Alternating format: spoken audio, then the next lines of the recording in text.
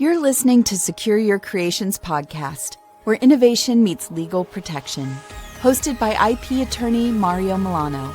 This show cuts through the legal noise and offers real insights to protect your patents, trademarks, copyrights, and trade secrets. Whether you're an inventor, entrepreneur, or business leader, we help protect what you've built. Capitalize on your creations and stay one step ahead of the competition. Welcome to Secure Your Creations podcast. Let's get started.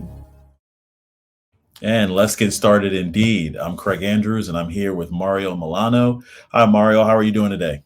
Pretty good, Craig. How you doing? I'm doing great, sir. So today, what we're going to talk about is the cost of patents. And I know in a lot of our conversations, you're getting constantly people who are contacting you, calling you, and saying, "Okay, just cut to the chase. What's the cost of this thing?" Right?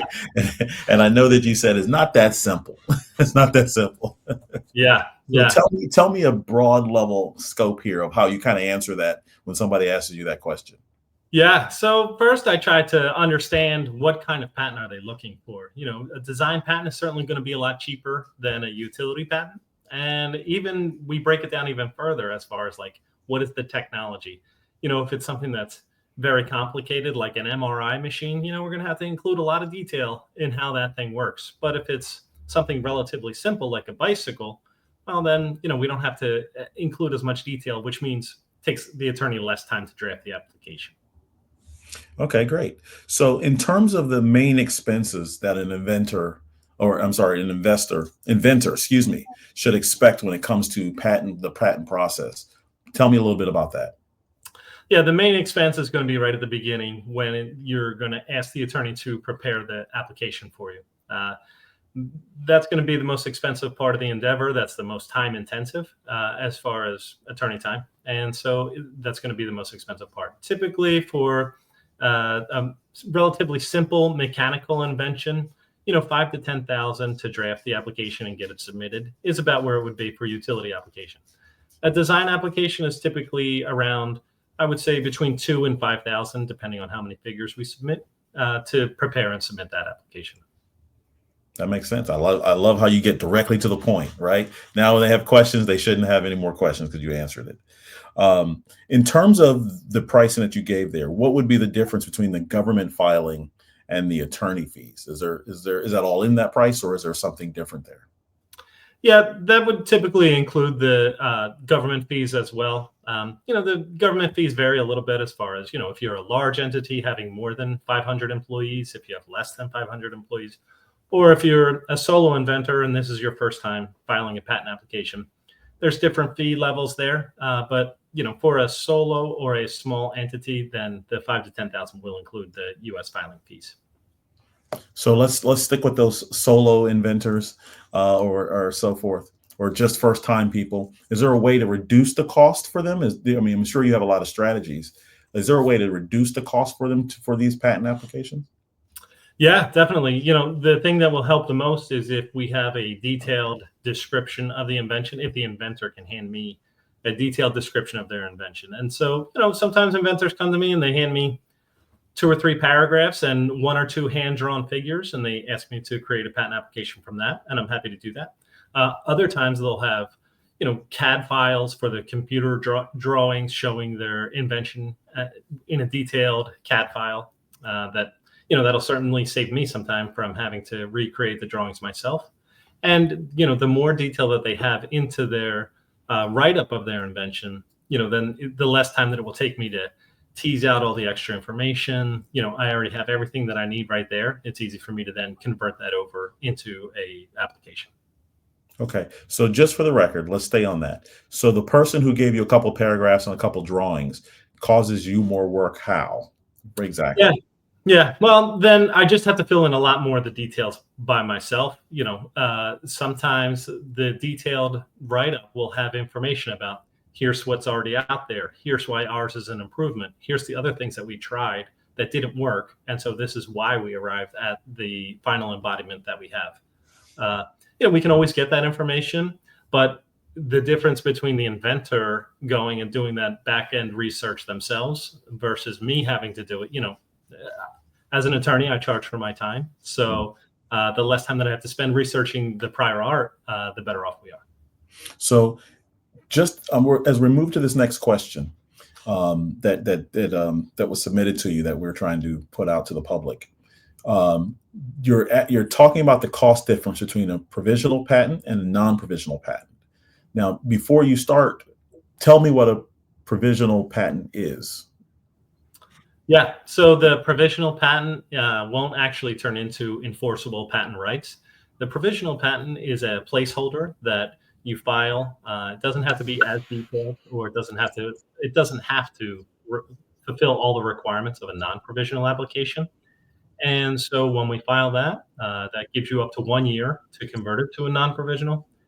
In that year, you can publicly disclose your invention. You can start making sales, go to investors if you want to get outside investments, and further improve your product. And so it's a good opportunity for people to see if their invention is actually going to be commercially feasible, if they're going to be able to make these sales, and it's worthwhile to actually go forward with the non-provisional application, or if they should go another route. So the provisional is kind of like a try before you buy, and the non-provisional is actually the full bore patent. Yep. Okay. And so some inventors say, okay, I'm already selling my product. I want to get a patent as fast as I can. Then, okay, let's go right with the non-provisional so we can get this thing issued as fast as we can. Other clients are, starting to test the market, or they think that they're going to be further improving their product, and then the provisional would be the way to go. Sometimes the provisional is cheaper, but my advice is always, let's file the provisional application. Let's draft it up as if it's a non-provisional. That way, we're ready to go. When it's time to convert over to the non-provisional, we already have tons of detail in there. There's not going to be a question of if the patent claims are supported at a later date. That way we have all the information in there. And is there a cost difference between the two? Yeah, the filing fees are a little bit less for a provisional application than for a non-provisional. And because the provisional doesn't have to comply with all the USPTO rules for a non-provisional application, we don't have to have formal drawings. We don't have to have claims if we don't want to. So we can draft it a little bit faster if we want. Particularly if a client says, look, I just want to, I want something solid, but I want to get it on file, for the most reasonable fee that I can, then sure, we have areas where we can maybe not include as much detail. Is there an example that you can give me, a real life example of a provisional that you converted to a non-provisional? Yeah, they're pretty common that they happen. Tons of medical devices where we'll file the provisional. It's helpful because one of my favorite ones, somebody came to me, they wanted to file the provisional. We did that. We did a search after we filed the provisional, which isn't the traditional route. Usually we do the search first, but so we filed the provisional, we did the search. We said, somebody else has a patent that's very similar to this. We might be, on thin ice if we go ahead and release this product commercially. And so then the client went back and they said, okay, let me modify it so I'm not infringing anybody else's patent, or not even at risk of infringing anybody else's patent. And then we incorporated those changes into the application so that we had the original device from the provisional application, as well as the updated device in the non-provisional application. It really opened up the possibility of the way that we claim things when we are filing any continuations. And it really gives you a lot of options to make sure that, you're not only covering your device, but you're making sure that competitors can't come near it as well. That makes a lot of sense. So let's move on a little bit here, and let's talk about maintenance fee costs and when do they need to be paid. Is there a guideline to that? Yeah. So for design patents, no maintenance fees. So once you move through application and filing and get it allowed, then no more maintenance fees. In the USPTO, then there's maintenance fees, and it's generally at like the 5 and 10 year and 15 year mark. And those it gives you an opportunity to 5 years, 7 years. You're going to be moving forward. Hopefully, you're making some sales or you're licensing your technology, and hopefully it's worthwhile to go ahead and pay those maintenance fees. Makes a lot of sense. Make a lot of sense. So nobody likes surprise costs, right? Across the board, doesn't matter what it is, like whether it be your car and a surprise cost, whether it be you're buying a house and somebody's with a surprise cost. Are the surprise costs involved in the patent filings? Yeah, I would not necessarily a surprise, but one that people might not anticipate is, we file the application, and that's an upfront fee. And then typically for design patent or utility patent, it's going to get rejected at least once. It doesn't mean we have to start over from scratch. It's a part of the normal process. I would say something like 90% of all applications get rejected at least once. And when that happens, we adjust our claims a little bit, or for a design patent, we adjust the drawings. We resubmit we submit our response, and then hopefully we get the application allowed at that point. I would say 1 to 2 office actions is probably about normal. So, it's not something to get worried about. You should still be able to get a patent. But, it is a cost that some people might not be aware of that you're probably going to encounter down the road. For a design patent, the responses are relatively, they're cheaper than the utility patent application responses. A design response is typically around, I would say between $750 and up to maybe $2,000, depending on how involved it is. The utility patent response, on the lower end, that's probably about $1,000, all the way up to maybe $2,500 for a really involved response. So one of the things I would say is this. When we're talking about cost as a whole, something I want you to comment on here a little bit is the cost of doing it right and the cost of doing it on your own, and how that cost kind of plays with, the decision of doing it or not. Somebody might say $10,000 is a little bit of a sticker shock. I'm surprised when I'm seeing people online who might do it for $99, right? Tell me a little bit about your comment and your feedback after having so much experience in this over the years. Yeah. So I've noticed that the shops that are saying they'll do it for, submit your application for $99, that's all they're doing is submitting the application. They're not reviewing it for you. They're not drafting the application for you at all. They'll tell you they usually give you a form that says, here's the requirements. You send it into them. You send your application over to them, and then they submit it. The thing is, once you submit your patent application, you really can't go back and change the substance of the application. Yes, you can amend your claims when you're submitting a response, but you can't add any additional details to the description of your invention. And so you're not going to find out about that until, a year and a half, 2 years down the line after you submit your application. When the patent office finally gets around to examining your application, that's when you find out, you have a non-enabling disclosure is what it's called, which basically means that you talked about your invention, but you didn't describe it in sufficient detail to allow somebody else to make and use your invention. And you can't really cure that. You can submit arguments and say, I think somebody could, but if the detail isn't in there, then you're out of luck. So you might think that you're saving some money up front, but really it's costing you the whole patent at the end. Wow. So again, this is going to lead to this next question, which is beautiful. Okay. So for startups, right?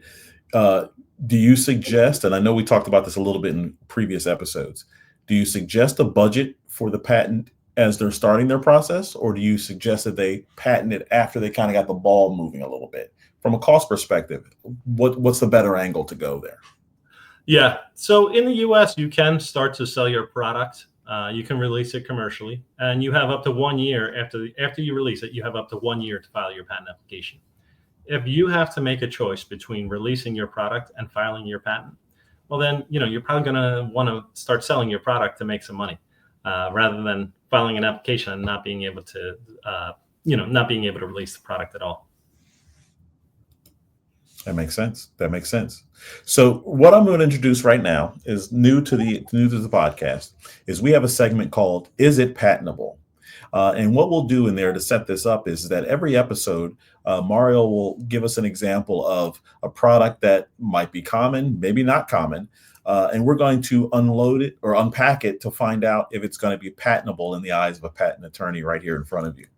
In the first example that we're going to use is, I believe Mario has the classic peanut butter and jelly sandwich. And to find out, which is hard to believe, right? Is it patentable? Mario, what's your take on that? Yeah. So as some people will recall, back in the late 90s, Smuckers did get a patent on a peanut butter and jelly sandwich. And so they talked about, bread and some filling and sealing the edges so that the peanut butter and jelly didn't leak out of the sandwich. And this was for basically what is the Uncrustable sandwich, which are delicious. And so, you think, I grew up eating peanut butter and jelly sandwiches all the time. It's an old technology that you would think that maybe it's not patentable, but the sealing of the edges part was what carried the day for them and ultimately was allowed as a patent. There was a bit of controversy, and so eventually the patent was not allowed or deemed to be invalid after it was issued because there was such public outcry about, how can you patent a peanut butter and jelly sandwich? But from a patent attorney's perspective, they had claims that the examiner didn't find to be obvious, so it was patentable. Wow, it was patentable, and I love Uncrustables. In fact, I had 2 of them yesterday. So I love those too.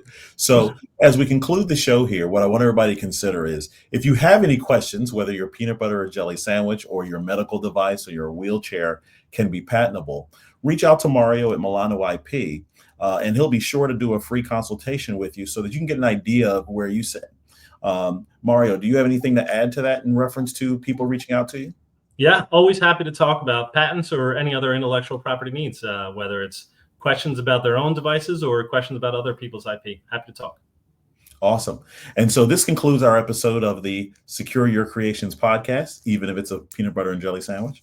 And we will talk to you guys next time. Have a good day. Thanks for tuning in to the Secure Your Creations podcast. Make sure to subscribe and follow on YouTube and your favorite podcast app so you never miss an episode. Leave a comment, like, or review. We'd love to hear your thoughts or answer any questions. For more expert legal advice, visit www.milanoip.com. Until next time, is it patentable?